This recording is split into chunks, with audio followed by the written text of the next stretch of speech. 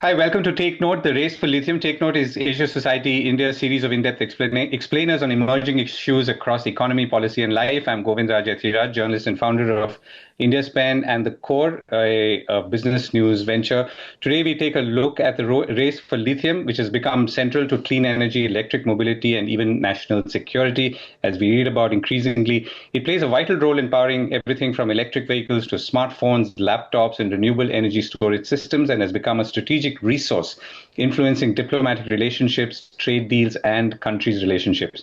The recent US-Ukraine lithium deal is just one example.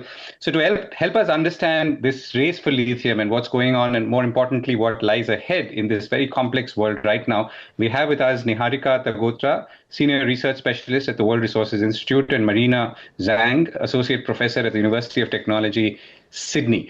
Let's begin. So what I'm going to do is ask each of you, that's Marina and Niharika, in that order, to speak for about 5 or 6 minutes on how you view this whole theme of the race for lithium before we jump into more specific issues. So Marina, it's over to you.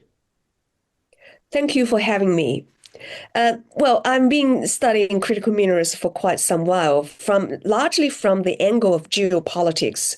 As we know, critical minerals, including lithium, increasingly several very rare metals and rare earths. So what does that mean? Well, that means the control of the supply will have geopolitical impacts. And as we have seen, China, since 2003 until now, has increased the list, expanded the controls of critical minerals, including lithium and several other critical metals and critical minerals. So such controls the price have to shockwave in the downstream producers, including all the industries from mobile phones, electric vehicles, and advanced batteries, and we know that. Consequences are, well, I mean, we witnessed the price surges of such critical minerals, but actually, it's not so much in lithium. We have seen in the past couple of years, actually, the price of lithium has gone down quite a lot, and recently, I think maybe from next year, the price perhaps will go up. The reason is because the demand is picking up from now on, and couple of the previous couple of previous years, the demand actually became sort of not soft. Most producers actually were consuming their stockpiled lithium. So China is at the beginning of this year has expanded its control list of critical minerals, including lithium, such that critical engineers and technologies now are not allowed to go out of China. So this will have impacts not just for the buyers, but also for China's downstream, for example, battery producers. So if China doesn't allow its engineers and technologists to be exported to destinations where the battery manufacturers, such as BYD and CATL, when China starts to control the exports of technologies, including top critical engineers in lithium, refining and processing.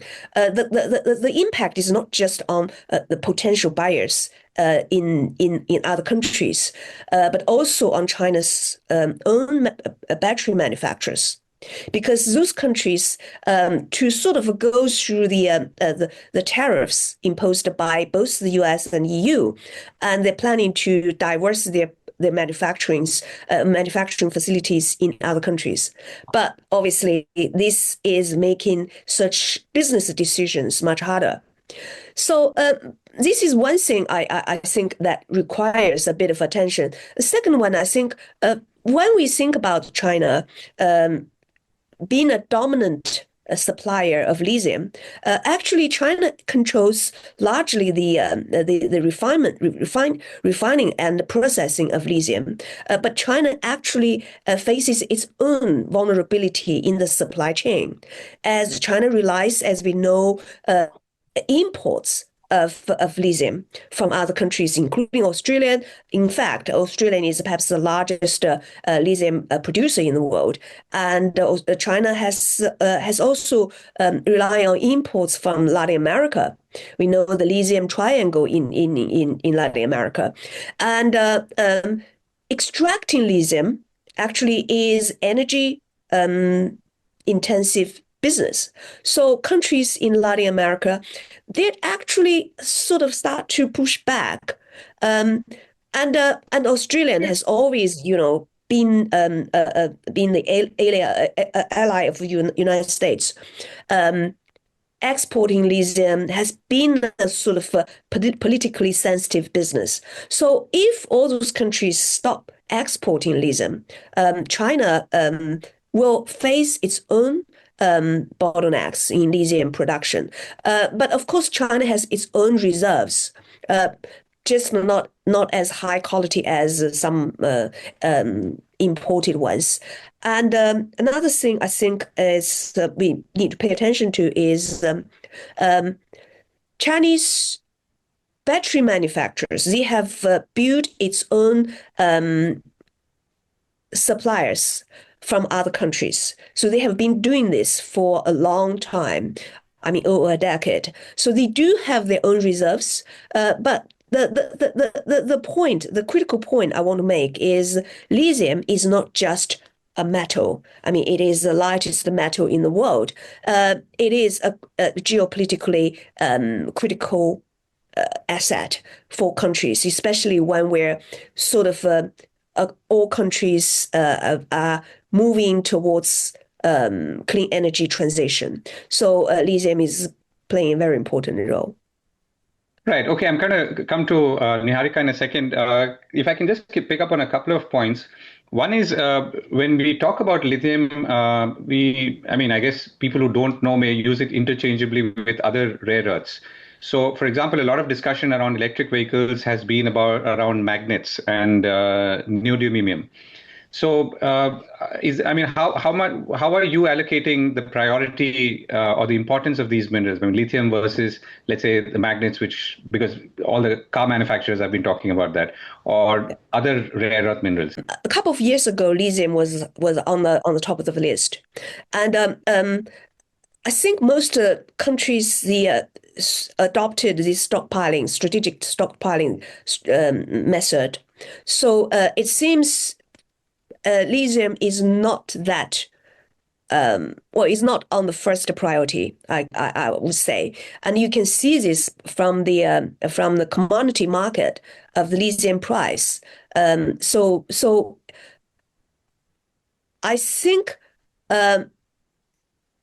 if I may say, obviously magnets are on the list, and we know that. And that is being used as a weapon, I would say in the negotiations with the US. And we see Donald Trump use his social media and said, well, we got the deal. But do we got the deal? Well, I don't know. I mean, China can sort of tighten or relax the control quite easily for several reasons, not just because China is the dominant supplier. And by doing so, China doesn't really face any protests as other countries may face. So it's easier for China to sort of use such leverage, just in the name of national security, in the name of environmental protection. You can just name it.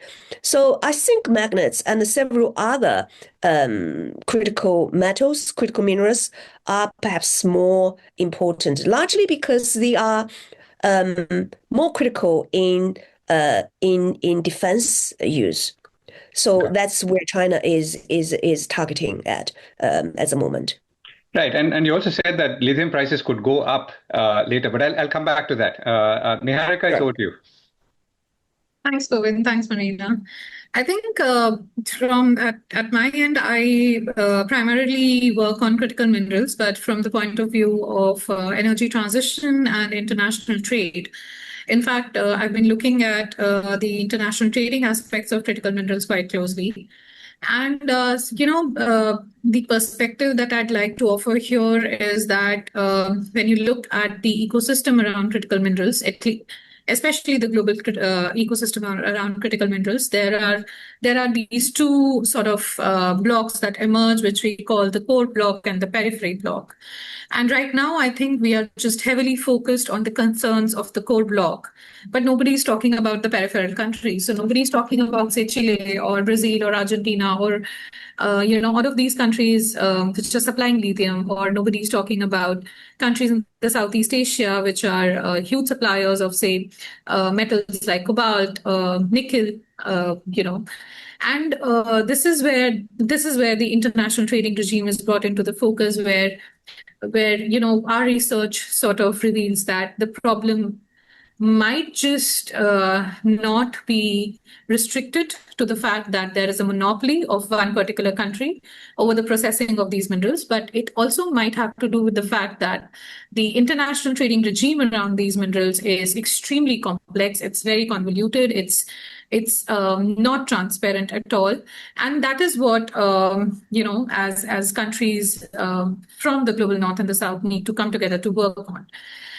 We all know that the fact that all of these countries have announced their net zero targets. Governments are moving towards clean energy transition. So raw materials for any of these technologies, be it lithium, be it rare earths, be it cobalt, manganese, nickel, all of these are going to gain in terms of their criticality. The supply chain vulnerability for these minerals are going to reveal themselves but naturally, as the demand rises, the supply chain problems are going to be underlined.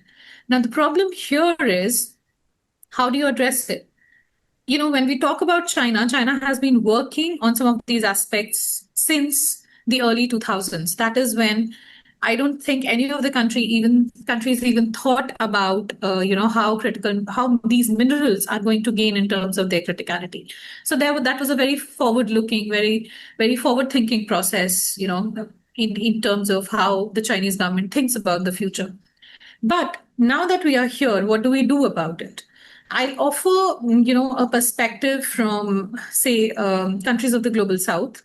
Some of these countries, in fact, most of these countries are the largest producers of these minerals, but they don't process these minerals. They don't participate in the production of some of these technologies. And hence, there is an extreme commodity dependence that comes for some of these countries. That being said, these minerals form an important component of economic development for a lot of other middle-income countries that are looking to incorporate some of these technologies as a part of their economic development, economic growth.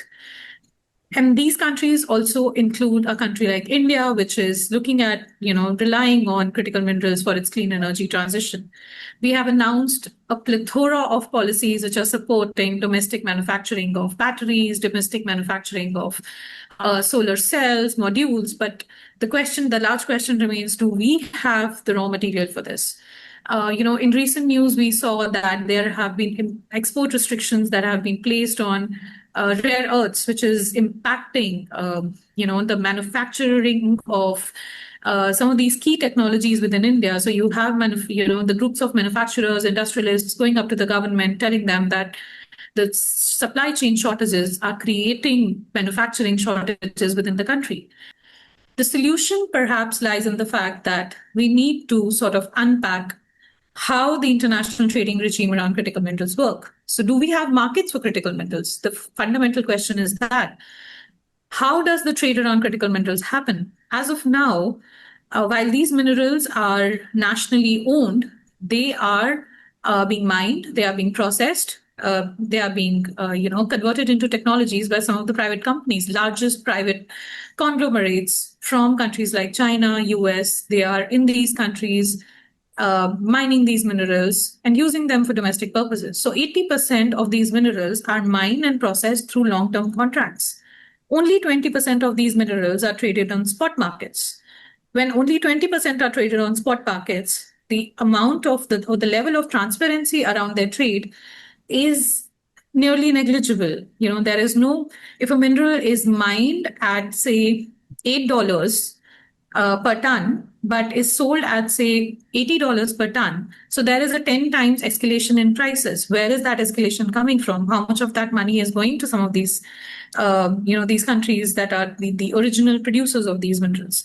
So I think this is something which, as a country, India needs to really bring its focus on, to sort of try and understand, where do these supply chains originate? How are they, transversing the entire, the entire globe, and where are these minerals then ending up, so that we can find areas where there is an opportunity for us.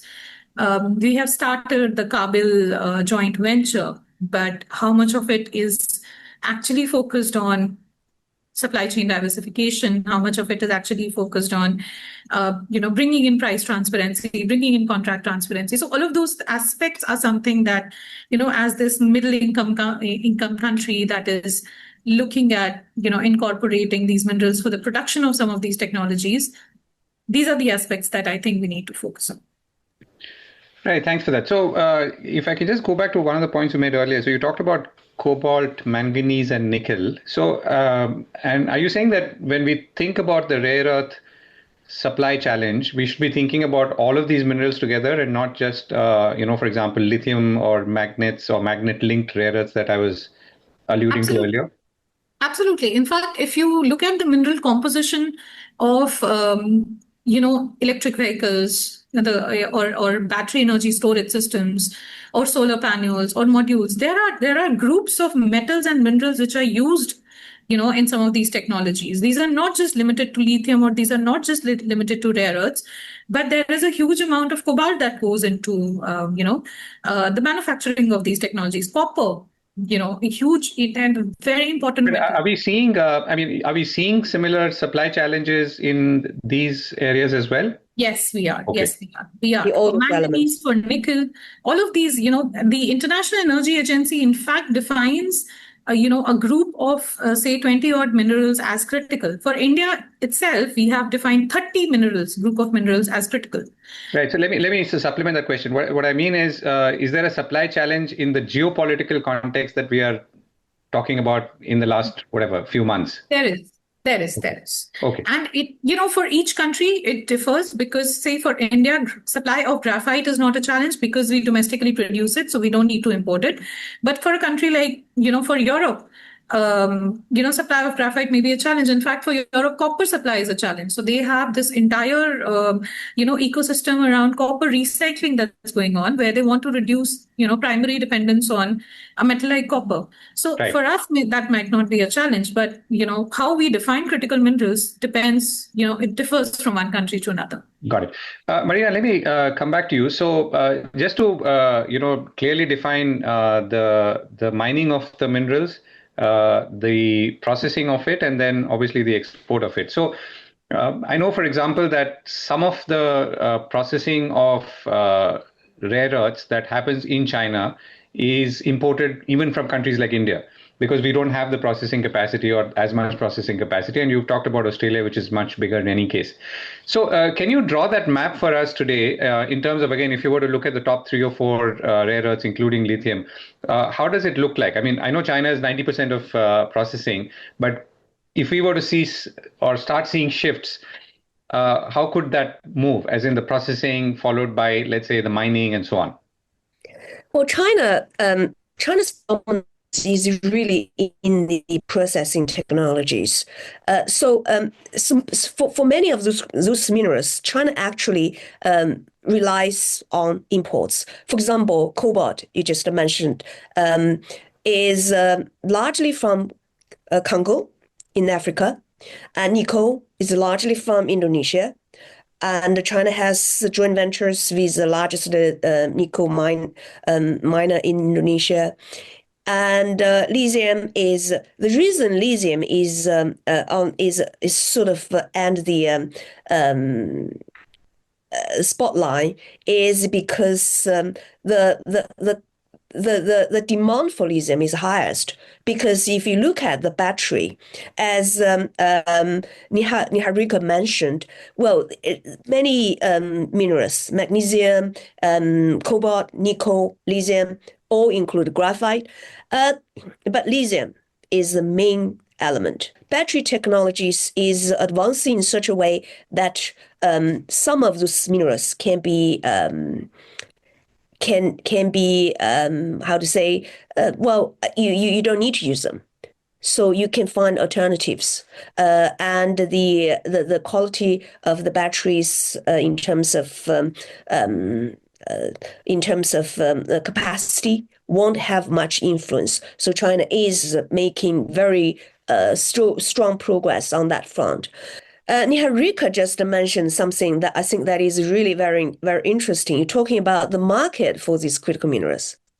And of course, those minerals cannot be bought by normal consumers because you don't know how to use them, right? So you do need to have downstream industry to use them. So you name it, there are just only a few countries which actually are in the demand position in this entire supply chain, right? And China, unfortunately, controls most of it. And you name it, from EV, from solar panels, from wind turbines. And China controls not just the meat part of the supply chain. China also controls the downstream market. So therefore, I mean, whatever China uses minerals as a weapon is not really it has it has impacts in two ways. And we cannot just underestimate the signals sent by China, because whenever China said, okay, we're going to control exports of whatever minerals, and we witness price surge. And but the point is, that benefits China. So, but China, in fact, may not lower the supply. So it's a bit tricky question, I think. Okay, Niharika, you've touched upon where India stands in this dynamic, and as a consumer of rare earths and of lithium also, and we'll come back to lithium in a moment in some more detail. Where do you feel? I mean, we are doing a bunch of things right now. I mean, the government has stepped up or trying to step up production. It's pushing resources towards that. We are scouting around the world, so all that is happening. So, how are you seeing the efforts that are being made right now in the context of the demand that you feel there will be, including from the electric vehicle manufacturers, because their voice can be heard very clearly, and their problems. So how are you seeing that? That's actually an interesting question, Govind.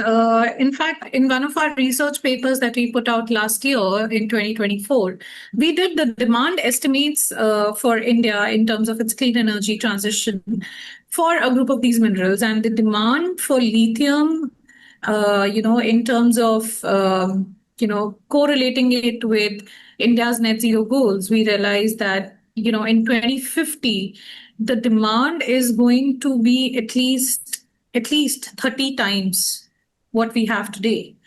And compared to that, the domestic reserves are probably only 1/5 of what the demand is going to look like. So of course there is a challenge. There is a huge shortfall in terms of where we stand in terms of domestic production and what our domestic demand is going to look like by 2050. And most of it is going to be import dependent if we do not take measures. But then if you don't have domestic reserves, that are going to match your demand, what do you then do about it? I think for the government of India, you would have read a lot of these statements being put out by the ministry about both MNRE and mines, about how we are going to sort of fulfill a part of this demand by doing a lot of urban mining. Now, what is urban mining? That is recovery, reuse, and recycling. So a lot of our current clean energy technologies are going to become obsolete in the next few years. Now, that presents to us a challenge in terms of the waste that is going to be generated, but also an opportunity in terms of how then we recover some of these minerals from the waste that we are going to generate. So once these technologies become obsolete, how do we put in ecosystems or technologies or machineries which can recover about 90% of our mineral requirements from the waste that is generated. So the idea is that we are going to create a circular economy for a lot of these technologies so that at least some portion of our demand for these technologies can come from the urban mining of these minerals. So that is part one. Part two is, yes, we are looking at supply chain diversification, and trying to address all of those geopolitical dilemmas that we face. But one can never be sure about these things, there's a statement that says lithium is the new oil. But then we've had our challenges with oil, right? We don't want to be in a situation where even our own import dependence seems like that of crude oil or petroleum, like we had for most part of the last few decades. So the idea is reducing dependency on primary commodities. The third aspect is now looking at some of the alternative form of technologies. So there is a lot of focus on development of hydrogen, electrolyzers. There's a lot of focus on development of some other form of, say, sodium-ion batteries. So the idea is that, because these minerals are finite, there's finitude of resources. How do we address this situation? This situation Right. can be addressed A, by recycling, or B, by looking at some of these alternative. Right. I mean, I think oil is a good parallel to work with because we import more than 80% of our crude oil requirements. Yeah. And we've seen in the last few years how our dependency has changed. I mean, we've gone and, let's say, tied up with Russia to import most of, or not most, but a good part of our oil requirements. Other people don't like that, but we've had no choice. And that has obviously helped keep domestic fuel prices low. But Marina talked about, China having partnerships in Africa, in Congo, in other countries. And these are many of them, I mean, they may be state-led, but they're also private sector partnerships for mining. And India has done and in similar has embarked on similar moves in oil. We've had partnerships with oil companies overseas for specific drilling areas and so on. So how are you seeing that part of the equation, Niharika? I mean, in terms of how India can protect itself once you start looking beyond, let's say, the recycling and so on? In fact, I was a part of the Ministry of External Affairs when we proposed the Kabul joint venture in collaboration with the Ministry of Mines. And the idea behind that was, this has to be more strategic. This has to be, done with the thinking that in the next 20, 30 years, our dependence is going to increase rapidly. And then what do we do about it? So we have to have these agreements in place. So if we've done that, I mean, so if we have some of these in place, and I'm sure more are on the way, so are we in a better position now as you look ahead, or is there lots of work still to be done? See, we need to understand one thing about mining of these minerals. It's not a 5-year or a 6-year process. These mines they take years to operationalize. They take years for some of these minerals to mine, to be processed, to be to be taken forward to the market. So, like I said, our strategy is multi-pronged. Probably, there's a part of the strategy which is looking at, forging these government-led, joint ventures and having these supply-side agreements in place. But that is just one part of it. The second part of it is then, domestically, how we ramp up production. So we are looking at, in fact, in my own home state, there was this news that in Riyasi, lithium reserves have been found.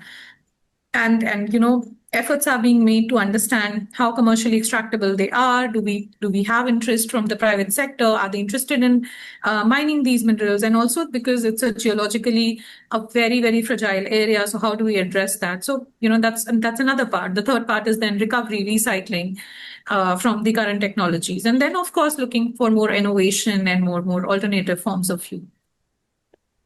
Yeah, but you're still saying that the gap between what we will achieve with all of this and our demand and perceived demand in, let's say, 10 years' time is still huge. It is, if we continue with the current choice of technologies. Right. Okay. So If one we of your look three at options is to shift technologies, and of course, I mean, exactly. yeah. So tomorrow, if you actually shift your entire vehicle or your transport ecosystem from electric vehicles to, say, hydrogen fuel, then your demand for EV batteries actually, becomes very, very less than what we anticipate today. So, it'll take that sort of shift in terms of technology choice for India to become more resilient to some of these Right. So I mean, so we shouldn't go from oil dependency to lithium dependency, and which we then are, and yeah, therefore we hydrogen. should Yeah. be having. Okay, Marina, let me come back to you, and come back to lithium specifically. So tell us a little more about or rather, how the demand supply situation looks like right now, because it did sound like you said there seems to be a surplus, which is why prices are down, and things could change. Since the sort of the since lithium became geopolitical center attention, or the center of geopolitical tensions a couple of years ago, and many of those battery companies, they started stockpiling lithium, and the price went up. But in the past couple of years, many of those the companies, they start to just consume those stockpiled lithium. So the price has gone down. But as you know, China is still selling a lot of EVs, and now I think the new statistic is more than 40% of the new cars are EVs.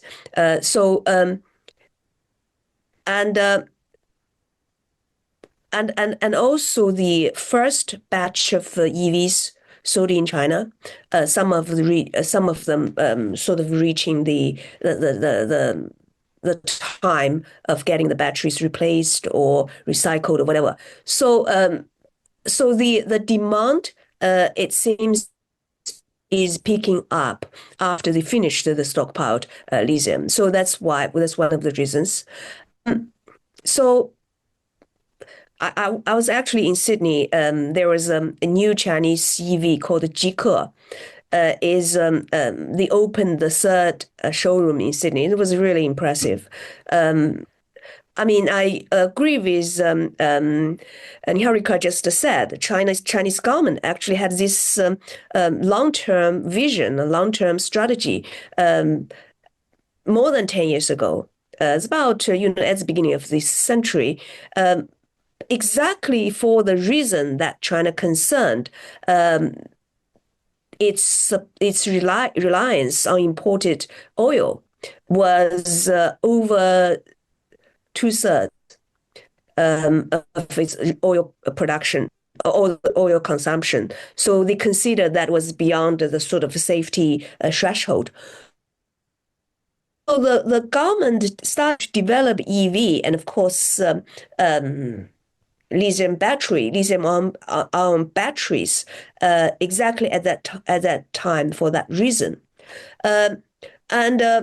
I mean, if you look at, I like the idea you mentioned, ecosystem. If you look at the case in China, and then of course around 2010, China started to produce its own smartphones, and China started to produce a lot of lithium-ion batteries for mobile phones. And BYD was a battery manufacturer for mobile phones. So the same technology just sort of transferred to batteries for EVs. So this industry development was not really, you cannot have miracle like that overnight. It takes a long time and takes a lot of coordination from the central government to local governments across different industry sectors. So if without such geopolitical tensions, what China has developed could be a technology that could be transferred overseas, just like what China imported technologies from Germany, from Japan, from the US for its own internal combustion vehicles. China didn't have its own technology. But when the table turned around this time, and Chinese technologies are considered, well, a national security threat. And China, on the other hand, well, thought, okay, we don't want to even export our technologies. You see, it's really, in the end, as I said at the beginning, lithiums, doesn't matter, it's lithium, cobalt, nickel, magnesium, they used to be just, items on the commodity markets. Now they're not. They're supply, demand. Everything is determined by geopolitical dynamics. So this is really pretty bad. I mean, those critical minerals, of course, they have very strong use in enhancing a nation's military strength. But also, first of all, I mean, when we decided to develop lithium batteries, the purpose was for finding alternative energy. And the purpose should be used for clean energy transition because we are facing this climate challenge. But unfortunately, things are changed. But Marina, you did say that, of course, we are in things are heated right now. And Yes. And therefore, I mean, tempers are running high, threats are being issued, statements are being made. But do you feel that, you said that China is also sort of an interdependent player in the lithium or rare earth supply chain? I mean, because it is importing, it is processing. If other countries start developing their own processing technology, there's more tie-ups, there's more strategic partnerships, and everyone would be racing towards that. China will lose some of its edge in this space. So are you hopeful as you look maybe 6 months ahead or a year ahead that things could even out a little bit, and that'll also make, let's say, the availability of lithium more easier and things could be more calmer? If I look at from the geopolitical perspective and I look at what the weapons or leverage US has against China, obviously that's chips and semiconductor chip making tools and technology. And what China against US in terms of leverage, obviously is critical mineral processing technologies. But the difference between the two is, from physical perspective, physical principle, we know how to make chips. We know even how to make chip making tools, equipment. But to catch up requires time, requires trial error experiments, is process innovation. But critical minerals is slightly different because, as I said, for lithium, China is vulnerable in terms of its dependence on imported material. But several other minerals, China does hold dominance in terms of natural reserves. And rare earth is one of them. So that's why I said lithium is perhaps not on the first priority or the top list, but certainly rare earth is. Because you just look around unless there are new reserves being found, and most of those heavy rare earth elements are in China. And of course, China also holds the processing technologies. So this makes China slightly sort of in a better position in negotiations with the US. I'm not that optimistic. I don't think even with this mineral security partnership initiated by US that include many countries, including Australia. I don't know whether it includes India, but most industrialized countries. It will take them more time to develop a supply chain that can compete with China's, not just in terms of technology, but also in terms of value. I mean, in the end, who's going to buy them? It's depending on the cost, right? And if you're new and if you're using the labor in Australian, I mean, your product will cost maybe 2 or 3 times more than what you can get from China. And at that point, if when the Western supply chain reaching the point where they can mass produce lithium products, China can lower the price. Right. And it lacks the control. So that will totally disrupt the market again. So this is just the reality. Right. Niharika, so I think we have a sense, and it's interesting, that Marina also referred to the fact that, companies which were essentially mobile phone companies or had competence in batteries are now car makers. Xiaomi is the latest example of a mobile phone company which has now launched a car which is selling like hotcakes. So, I mean, obviously, we've not had that time or opportunity to develop that ecosystem, whether it's a mobile phone. And who would have thought, today, if India's auto industry is responding to electric, it's really traditional automakers who are responding, whether it's Mahindras or Tatas, and competing with, let's say, Japanese, South Koreans, and you have BYD in India as well. So how do you see this? So one is things calm down, and geopolitically, the temperature kind of goes down, and we are back to where we were. I don't know. Is there an alternate situation that we should be thinking of and contemplating, and if so, how? And that would be one of my, I guess, last questions. No, I think the India-China relationship has not been like the US-China relationship, to be honest, because the US-China relationship is great power competition. We don't do great power competition with China. We share a long border, we've had our share of conflicts, but we've always sort of found areas where, we could develop some sort of a bonhomie, where we could develop some sort of a collaboration. We've seen, we do see China as a threat, there is absolutely no denying that point. But we also sort of Indian policymakers also realize that, there is no existing without China. When you have those two huge markets in a subcontinent, you cannot eliminate, one huge market and then sort of try and position yourself. We are very clear about that being a realistic, that being a reality.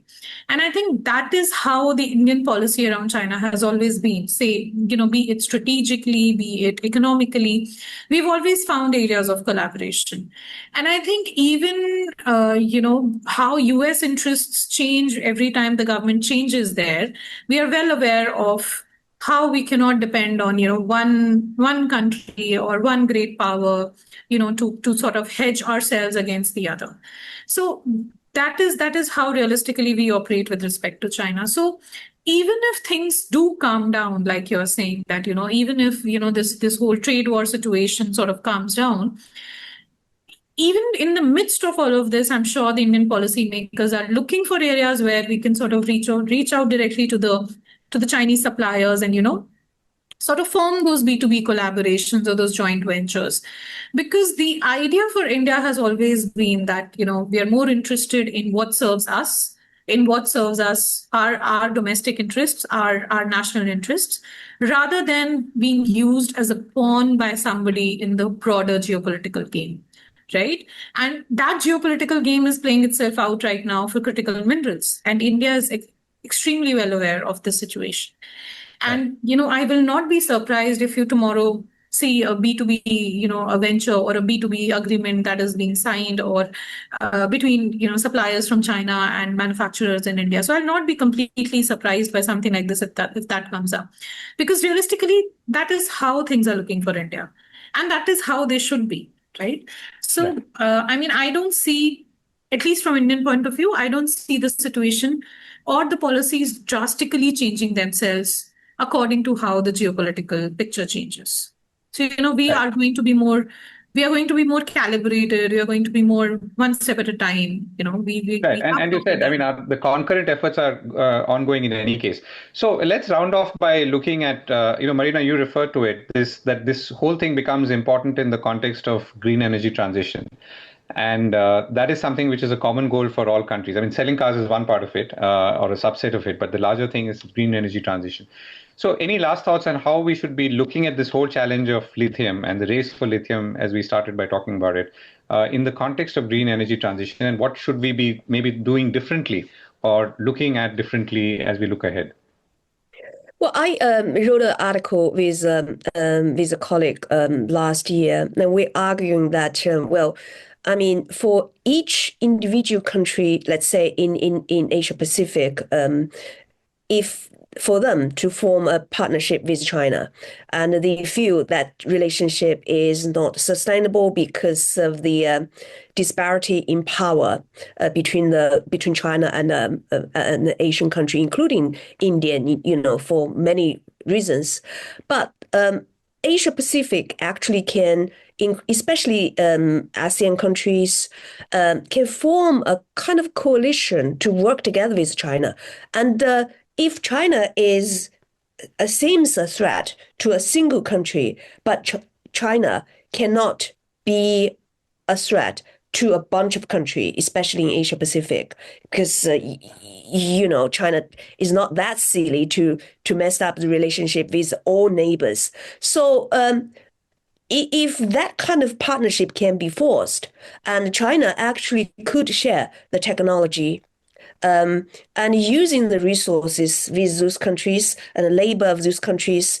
And the technology is not just about processing, it's also about building infrastructure, for example, clean electricity, because we know critical mineral is energy consumption, is energy intensive industry, and China has learned a hard lesson to develop technologies, including waste management of mineral processing. So those can be built at least with targeted markets, let's say, not for military usage. And that can benefit, let's say, a large proportion of the global population in terms of green energy transition. So I don't think China is necessarily wants to be isolated. I mean, China develops a technology, develops a products, and they want to sell to the world. I mean, I had this feeling when I went to see this new EV showroom in Sydney. I mean, the reality is the competition in China is so fierce. If you don't go abroad, you won't be able to make money. And largely, fundamentally, you just mentioned, all those investors in Indonesia, in Congo, and in Latin America, I mean, most of them actually private businesses. They're not state-owned enterprises. And what they want profits. Meanwhile, if they can do things that help conquer the climate challenge, that's a really good win-win situation. I think this really is not just about trade; it's about diplomacy. Right. Thanks for that, Marina. Niharika, last word on as viewed through the lens of green transition. No, I agree with Marina here. I don't think climate change is a zero-sum game, and we cannot look at it as a zero-sum game. This is a collective problem which needs to be resolved collectively. I think the downside to whatever is happening is that we've securitized climate change, we've securitized clean energy technologies, we've securitized green transition, but that's not going to solve your problem. That's only going to aggravate your problem, right? So I think we need more collaboration. We need countries to sort of identify exactly how self-interest works, and then how collaboration is going to sort of minimize the negatives and maximize the positives. I do understand that some of these minerals have implications for the defense industry, for security, which has gained prominence over the last couple of years, but the major challenge that is facing us right in our faces is climate change, and this is going to impact people massively. And the quickly we resolve it, the quickly we move together to resolve it, I think better for all of us. Sadly, the greatest power, the country with the greatest amount of power has denied climate change, the realities of climate change. But that doesn't mean that, India and China being the two largest countries, two largest markets, don't have the incentives to collaborate. They do. There are a lot of opportunities to collaborate. And, from a personal point of view, I think that should be our ultimate game. We should be pursuing, that cooperative window that we have, at least for these non-traditional areas. Right, and that's a fairly good and optimistic note to end on. Thank you so much, Niharika and Marina, for joining us on Take Note. Today's theme was Race for Lithium. Take Note is Asia Society's India series of in-depth explainers on emerging issues across economy, policy, and life. I'm Govindraj Ethiraj once again, and thank you to Asia Society for inviting me to be part of this as well. So thank you very much, and I hope you had a useful time understanding where we are in the race and where we could be in coming months and years. Thank you very much.